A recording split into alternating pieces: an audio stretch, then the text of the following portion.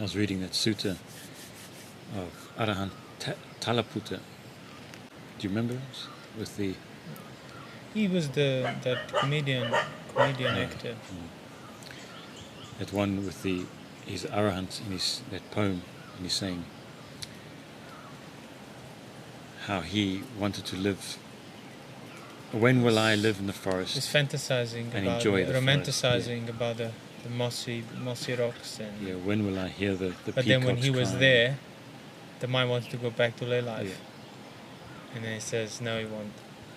Yeah, so he starts to say, when will I be a great monk, basically? When will I be at peace? And then he starts to tell off his mind, ask the mind questions like, why didn't you urge me on before to become an ascetic, to go to the forest? And yet now you want me to go after the things that you said I should be giving up. Well, I've given them up, so I'm not going to go and do those things which I have vomited up. I'm not going to eat it again. And then he continues to berate the mind in such a way, like and at the end starts to say, well, now I'm in control. Yeah, I'm going to tie you down until you sort of get tamed. Yeah. Well, that is everyone's relationship with their own mind. Usually, well, not usually, always. The only difference is how much perspective in regard to it you have, or how much you identify with it. The mind presents you these ideas, and then you accept them, and then you act out of them, and then you kind of assume the ownership of them. But you didn't really have say in their creation, in their arising. The mind came up with it, and then I have these thoughts. But then you realize, so it's not about me coming up with it, or me owning or disowning that which is not in my control. Up to me is basically whether I choose to accept it, what the mind presented me with. In the same sense, whether you choose to accept what the eyes want to see. Eyes are pulling you in a direction, but you don't have to accept it. You don't have to go with it. But if people have no self-awareness, no perspective developed through sense restraint, for them that pull is theirs, ironically. Like they're being pulled against their will, but they believe that's what they want to do. But obviously, Talaputta in that sutta already had already some wisdom there, because he already was able to see a mind as this thing. That, you urged me to do this, I did this, now I want to go back. If he didn't have wisdom, he would have just thought, I want to go back. But he questioned, well, is this what I want? Oh, this is what my mind wants, that's clear enough, but is this what I want? And no, I don't want to eat what I vomited. And I was miserable over there, that's why I left, to try this. So, I don't want to do it. But the mind still wants it, so there's a conflict. So you have a choice. Give in to the mind in order to not endure the conflict, or tame the mind in order to resolve the conflict. Because there will be no more conflict when you are in charge. But that's the mind offered him something good. Exactly. Become an ascetic. It was, and obviously that was due to his own pondering, reflection, choices. He did meet the Buddha as well. So then he thought, actually, even his own mind thought this is worthwhile doing. Like, even his own mind was not happy in that environment.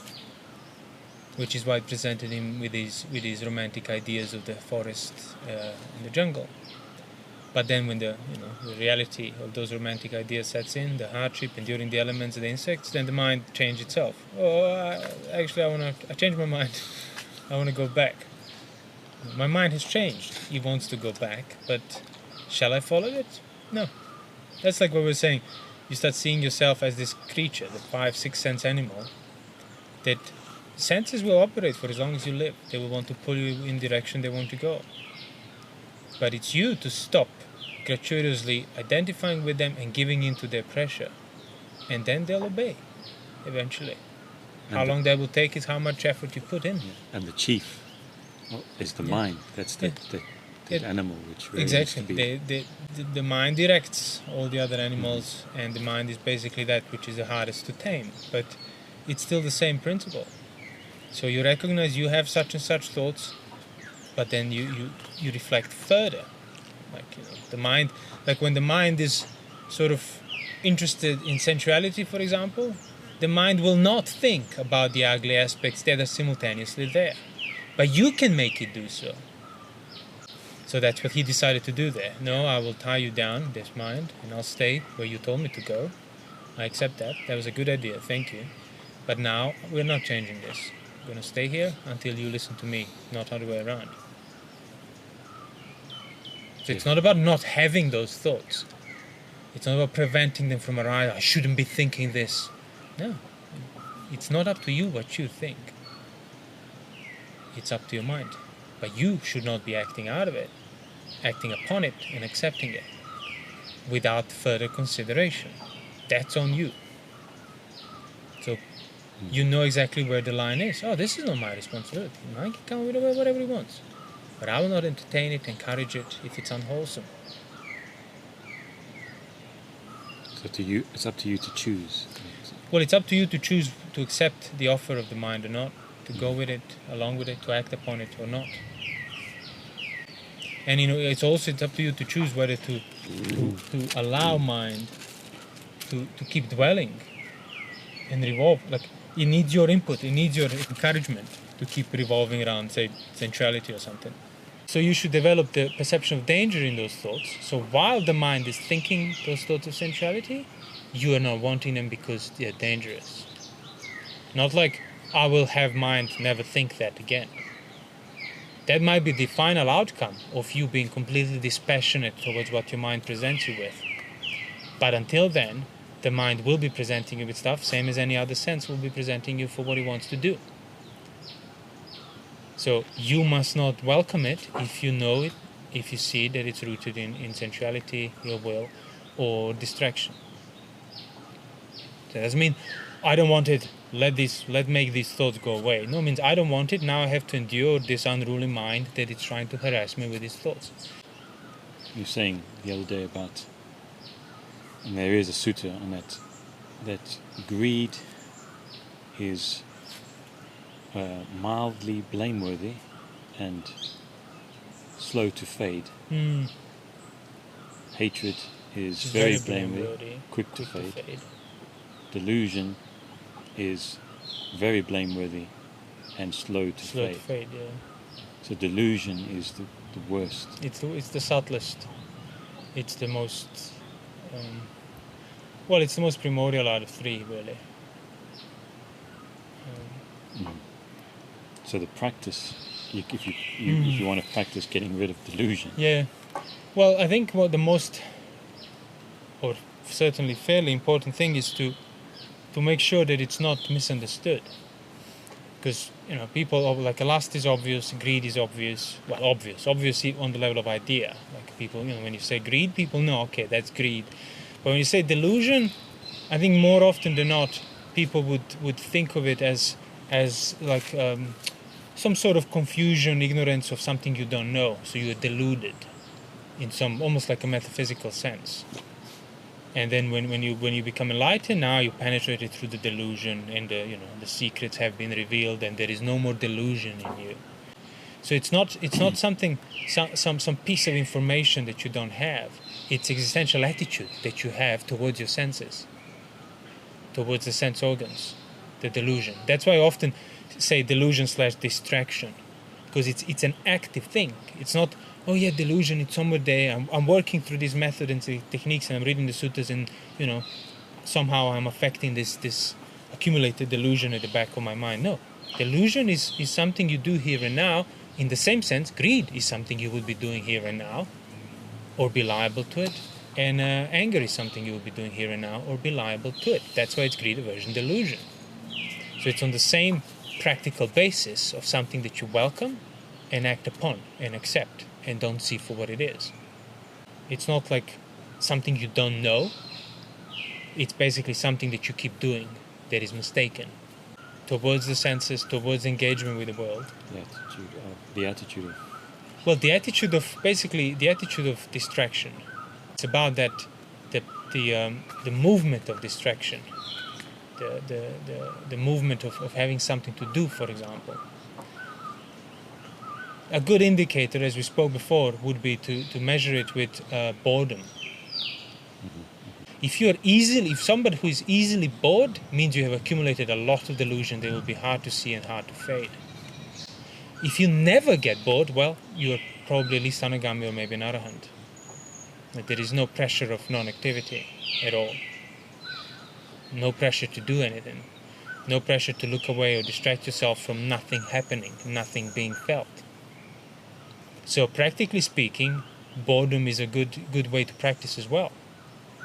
And often, like keeping the precepts simple from your life, that's what's going to result into.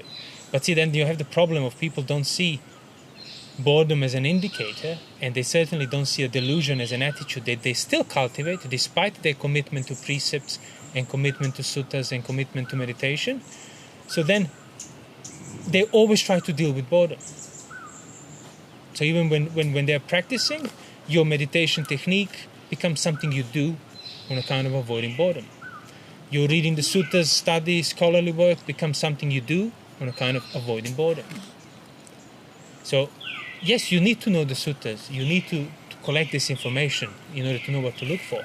But sooner or later, you need to start uprooting delusion for what it is.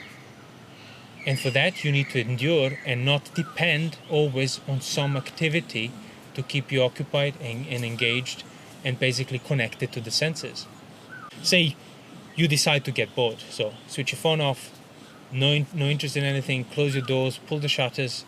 Doesn't matter whether you sit, stand, walk around your apartment. You will not obviously watch anything, read anything. You will not do your meditation technique and watch your nostrils and perform these methods of doing for an hour. You're just going to abide in non-activity, as the suttas would say. So the mind will be presenting you, do this, do that. That's fine. You don't try to get rid of those thoughts. You just don't act on it. So, I'll get up. Okay, I can get up. That's not an activity of a kind that would distract you. I'll go to the toilet. That's not an activity of a kind that will distract you. Let me just check that's an activity of a kind, so I will not do that. You probably do that for an hour. You're going to feel intense boredom. And that's why people fear that solitude, confinement, when there is nothing to distract their senses and give that impending sort of prospect of doing something, completing something, finding something, seeing something, hearing something, resolving, performing something. And that's frightening. But in itself, being something. Exactly. In itself, that's not frightening. That's only frightening because you've been depending on the momentum of action always. But that's gratuitous dependence that you've been cultivating because you didn't know any better. And for as long as you don't know any better, you will be cultivating. But so that's what I mean. Are you delighting in projects? Are you delighting in work? It means you are delighting in distraction. That's also like where your practice of samadhi can be. Just try and abide in true non-activity for an hour or two. No meditation techniques, no trying to be mindful, performing mindfulness. Just sit there. Don't fall asleep. Get up if you're sleepy, stand or walk. And then just allow your mind to keep coming up with these ideas, what to do, planning, and then don't commit to them. Just let them endure there and sit about. And do that for 3 or 4 hours. And you see basically there's going to be space created unwittingly for most people initially between you and your senses. Because that identification that I mentioned in the beginning, that people naturally jump into with the senses. Sense wants to see, I want to see. Sense wants to hear, I want to hear. That needs maintenance of that proximity, of that closeness, of that immediate acting upon impulse. But if you don't act upon impulse, you're restrained. Now even your thoughts of, hey, read this, do that, plan that. Okay, let that endure. I'm not accepting that. I'll probably do it later. There's nothing unwholesome with it. But now I'm concerned about non-activity. You will create that space because you're not now jumping upon every impulse of your sense. And then you get to actually see the creature for what it is. Mm-hmm. The mind there, like with thoughts, want to do this, want to do that.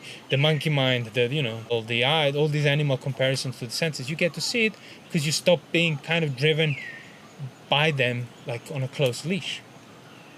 You actually stepped away. So then even if you choose to do something, say if you establish now that, if that's your practice for most of the day, abiding in non-activity, wakeful, because you're not sleeping obviously, and then just seeing where your mind comes up with, endures the next thing. But when you do commit to do something with your body, with your mouth, with your speech, with your mind, you do so only on the level of that kind of recognition that this will not cause further distraction. So then those things that you do them through the mind of non-activity. That's why in jhana, you can, walk, eat, go to toilet, pat your robe, do stuff. It's not like you're frozen, motionless, because it's non-activity. No, what's meant by non-activity means no activity that's rooted in distraction, that it's motivated by that fundamental delusion to distract yourself. So that's the measure there. And then it will also become clear what you're not distracting yourself from. Yourself. These creatures of the senses, the pressure. That's why people fear boredom. Oh, I'm bored. Stay bored a bit longer. Oh, I'm afraid now. Like boredom will always turn into anxiety. Yeah, you start seeing your existence. Well, you start seeing how basically divorced from your own senses you are, from the things that you identify with, that defines what you are, is just like, as I said, it's like, like somebody releases a helium balloon that just starts, untethered, just goes higher and higher and higher and higher. That's your mind now, because there is no end to how high it can go. There's no problem in how high it goes. The problem is from your expectation and need and dependence of being tethered to the senses. Because you haven't been restraining yourself enough, you haven't been seeing the danger in the slightest fault. So you have been depending on action of your senses. And that's why, like, you have many, you met in your life, everybody have met people in life who always depend on having something to do. Everybody depends on having something to do, but some people more than others. Like when they constantly need to be active, if they're not active, I'm bored, and then restlessness set in, and then anxiety, and everything, doesn't matter how insignificant, becomes the most important thing in the world that must be done. You're dying, you're barely moving, you're 90 years old, but your whole life has been depending on having something to do, and you will still be trying to do stuff, because otherwise it's just too frightening, too overwhelming. But again, that is just only because you refuse to give up the gratuitous assumptions that these senses are yours, are worth holding on to, are the basis for identification. Because if you give that up, then the loftiness of non-activity, the expanse, the immeasurability of the non-active mind withdrawn from dependence on the sense activity, is the most sublime thing. But as we described before, the pleasure of jhana, the pleasure of the neutral feeling needs to be understood, needs to be learned, needs to be developed. It's not automatic.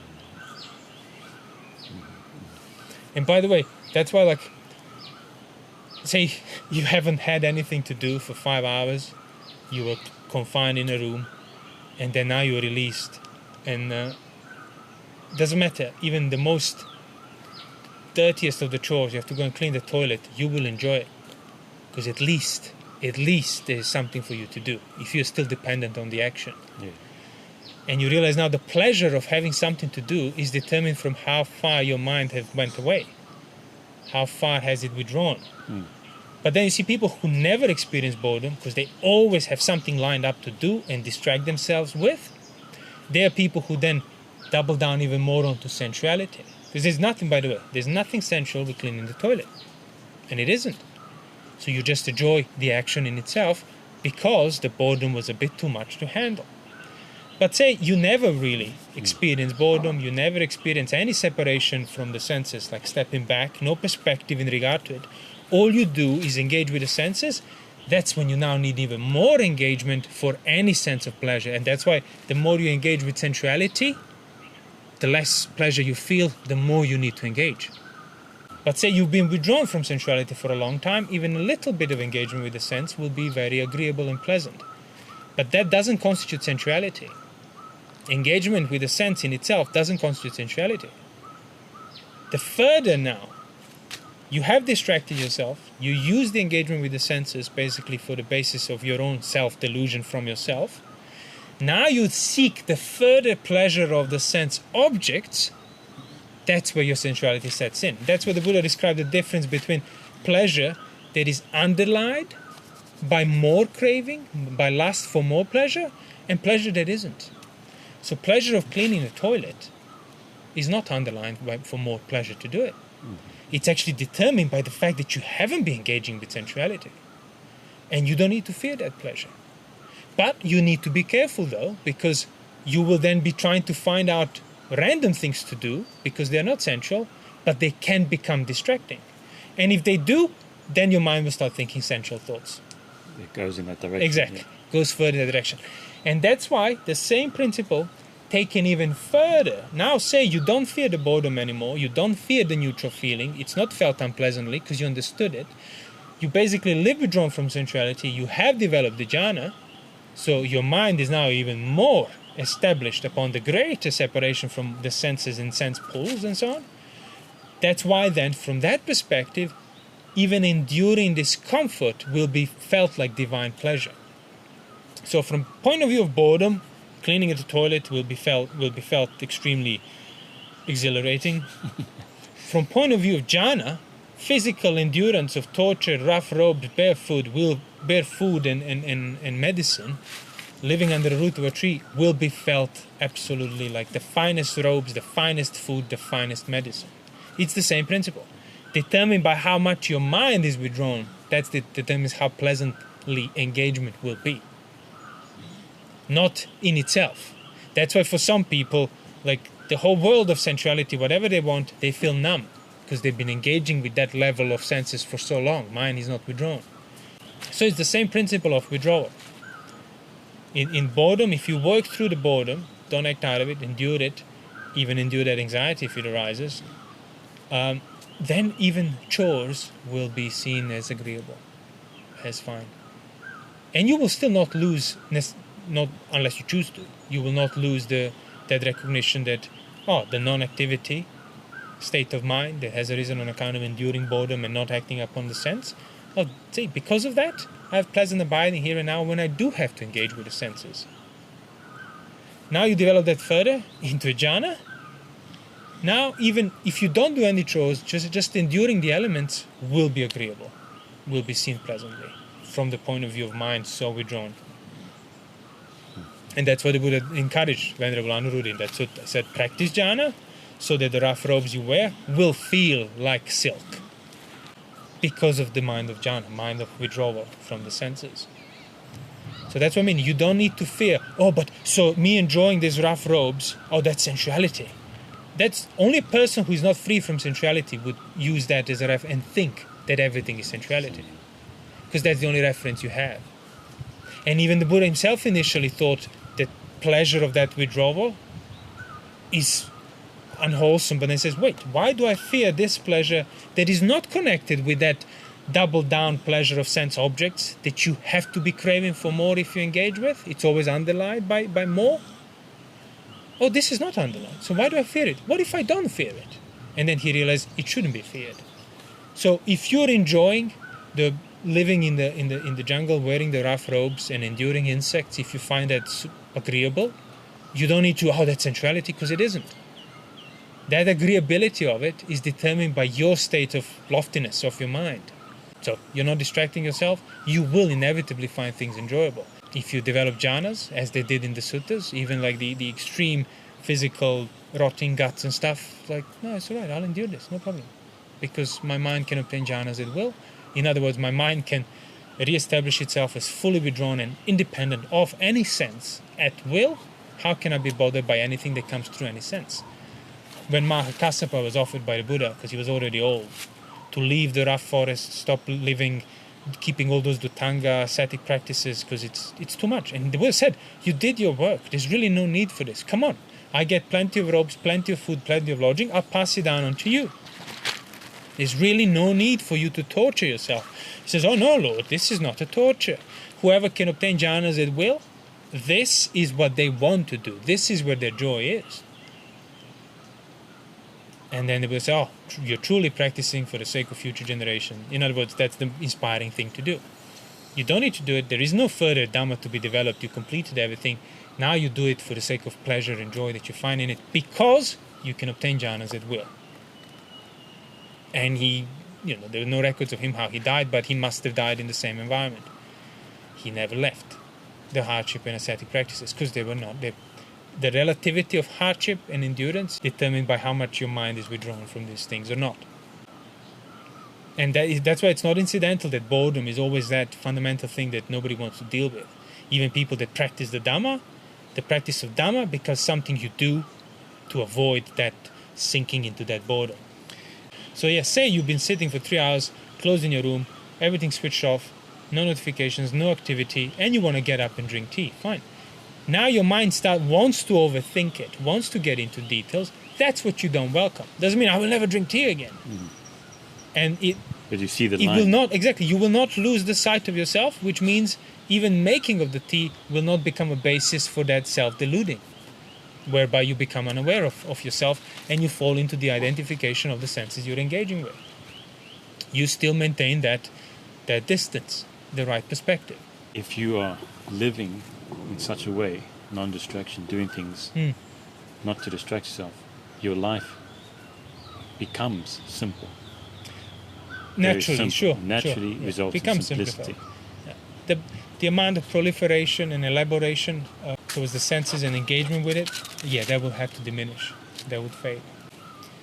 That's why working, talking, and sleeping, not sensual in itself, can be a basis for slowing down the Sotapanna's progress. It's mentioned in the suttas. So the one with the right view, who if he were to practice sense restraint and learn to abide in non-activity even more, will become an arahant in this life. But then they get distracted with work, talk, and sleep. That becomes basically obstruction to their own progress. That's why the Buddha would tell off Ananda and other, Aryas. They were like busy sewing robes and stuff. It was obviously not necessary to the extent that they were doing. And the Buddha really rebuked them. It's not sensual.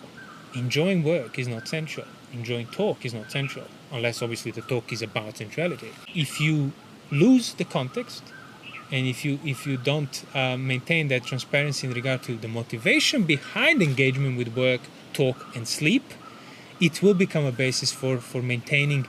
Obviously, for an Arya, he maintains that delusion much subtler than a Putujana would be doing, but it's still a form of that self-distraction.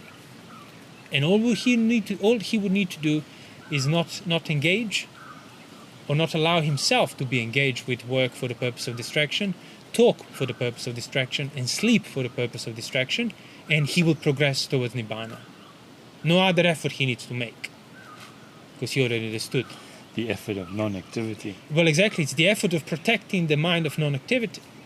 That's all in the suttas what you do. Abide in non-activity as a pleasant abiding here and now, paired with your right view, is basically jhana that leads you to Nibbana. But as I said many times, jhana is not a product of your activity. Jhana is the product of withdrawal from the senses, pleasure and security that comes from it. So the true non-activity. But again, non-activity is basically whether you are motivated by distraction or not. It's not whether you are motionless or not. So you might just jump into a conclusion, non-activity means motionless for 3 hours. I will refuse to move because there will be a distraction of activity. No. Non-activity means non-distraction. So are you abiding in non-distraction? And you know that, by the way. Just as I said, just sit in a flat and see. Within 5 minutes, the mind will present you something to do, and you will catch yourself. Are you relishing the idea of, yes, let me do this. Let me click that button. Let me open that door. Let me look at this. If so, there you go. That is the activity. That is the distraction. Not acting upon an impulse to act, it's already creating some space between you and your senses. That's why none of this will be possible unless you keep the precepts beforehand and practice and restrain your senses. Non-activity is not being motivated and not using any type of action for the means of distraction of yourself from yourself. So, not use any type of action for the basis for identification with the senses, for losing the perspective of the creature that needs to be contained and restrained and kept an eye on. And there's nothing like the decrease of delusion than the right perspective, the keeping of that perspective. Oh yeah, sure. The increase of that. If you start giving in to these distracting activities, the right perspective will diminish or will be more obscured. If you don't give in to these acts of self-distraction, the perspective is maintained. So you don't need to, I must keep this perspective. All I need to do is protect it by not distracting myself from it. Yeah, it's that indirect. So once you stop being engaged with the world, like with work or whatever else you have to do, now you realize, oh, there is enough space for me here to see if the actions I'm about to do and what I'm doing when I'm not working, do I need to, and to what extent I'm using that for basically pleasure of kind of indolence and forgetting about this creature that I do need to keep an eye on. You don't need, as I said before, you don't need to be choking creature and constantly tying it up, but you do need to not lose the sight of it. So now that you finished your work, when you come back at home, you need to rest. Does that include binge watching, I don't know, a 4-hour-long movie, having a drink, listening to the music? Where does it say that you need to do that for relaxation? All you need to do for relaxation is not do any work. So you realize, okay, yeah, so I can easily relax myself and enjoy doing nothing or enjoy doing something that's non-distracting, and that will not result in me wanting to do more of it and losing the sight of myself. But I could then also choose to do things that would result in such things. So watching entertainment, engagement with chit-chat, people, company, that will take you away even further from the mind. So although it's not technically still sensual, it's already heading in that direction. Direction of depending on activity and work and so on, So which means relaxing. it's just a question of time when you're going to be seeking the sensual objects and so on. Right. So that's what I mean. You want to relax, but not to the point of losing the sight of the creature you need to keep an eye on, that you are. And often people conflate the two. I've done my work, now I can relax, means I can lose the sight. No, yes, you can relax, but at no point that means you are allowed to lose the sight of the creature of the six senses. That's a no-no. So that's that difference between activity and non-activity. If you don't lose the sight of the creature, you will not be active on the level of the creature. Even if you're doing the chores, you will be doing them through the mind of non-activity. Only to the minimum point of complete the need, the purpose, and then you're back into non-activity and abiding in jhana, basically. Same with like eating, if you want to eat. Same with eating, exactly. To the extent that needs to be eaten, then finished, then not seen as even pleasurable to do more. What is pleasurable is protecting the mind that makes everything else pleasurable from that high stance. You realize, that's the true pleasure. That's the pleasure that's not underlined by craving for more. And that pleasure is not unwholesome, it's safe, and you're mindful in it. So it's a win-win.